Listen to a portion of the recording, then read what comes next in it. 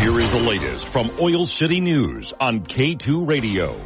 A 22-year-old Wyomingite is dead following a head-on collision on the Wind River Indian Reservation. It happened last Friday at 3:17 p.m. at milepost 5.9 on Wyoming 132. That's Blue Sky Highway, about a mile south of Ethity, or about 15 miles north of Lander.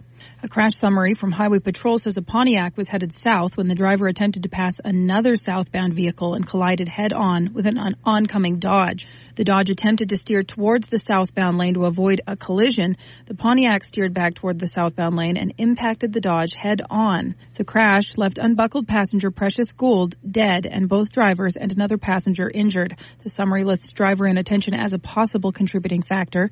Gould is the 97th reported person to die on Wyoming's highways so far this year.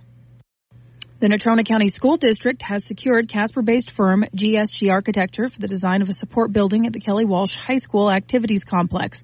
The $131,000 contract was approved at a regular meeting on Monday. KDUB principal Michael Britt and other officials told the board last month the complex serves football, marching band, track, and soccer school programs and gets regular use from the public, including the Casper Troopers. They also told the trustees at a meeting on October 14th that the students and public are ill-served by the two porta potties, especially during larger events. Marching band members and soccer players also said they have to store their equipment at the school hundreds of yards away. There's nowhere to stay warm during cold and windy days. Britt added the rented storage containers currently in use are vulnerable to theft. The new activity support building would include ADA-accessible restrooms, a concessions area, storage, and a crow's nest. Early estimates put the facility at $2.5 million. That's according to district documents. Trustee Chair Kevin Christofferson said last month the money had already been set aside in the district's previous budget. Trustee Raymond Catalier said this work represents one part of one phase of the overall Kelly Walsh Site Master Plan, which was put together by MOA Architecture and approved by the Infrastructure Subcommittee earlier this month. The totality of that plan imagines improvements to the Harry Geldian Stadium, which includes an upgrade to dated electrical systems in the press box, scoreboard replacement, conversion of the visitor side concession area, and replacement of natural gases to artificial turf on the main field. The full Grand Master Plan comes in at $8.86 million. The final phases of construction are currently set for July 2027.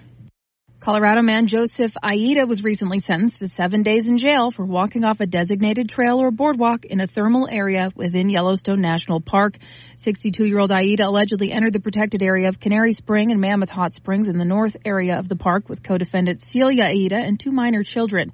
He pled guilty to destroying a mineral resource, and for that violation, he was sentenced to 5 years of probation with a ban from the park during that time and a fine of $3,000.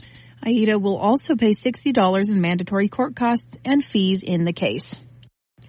Friday night inside Canvas Stadium, Wyoming and Colorado State will meet on the football field for the 116th time. And as always, the Bronze Boot, a traveling trophy that was once worn in the Vietnam War, is on the line. Coach Craig Bull beat the Rams 7 times during his decade-long run on the sidelines in Laramie. Pokes have claimed 11 of the last 15 meetings, including 3 in a row. CSU may have the edge in the overall series, but Wyoming is hot on its heels. Since the hardware was added to the mix back in 1968, the boys in brown and gold have hoisted it 31 times in 56 tries. These two bitter intrastate rivals will hook up at 6 p.m. The game will be televised on CBS Sports Network. Our sports writer Cody Tucker put together a beautiful gallery with tons of photos from border war memories between the Wyoming Cowboys and Colorado State Rams. You can check that out at k2radio.com. Reporting from Casper, I'm Colby Fedor.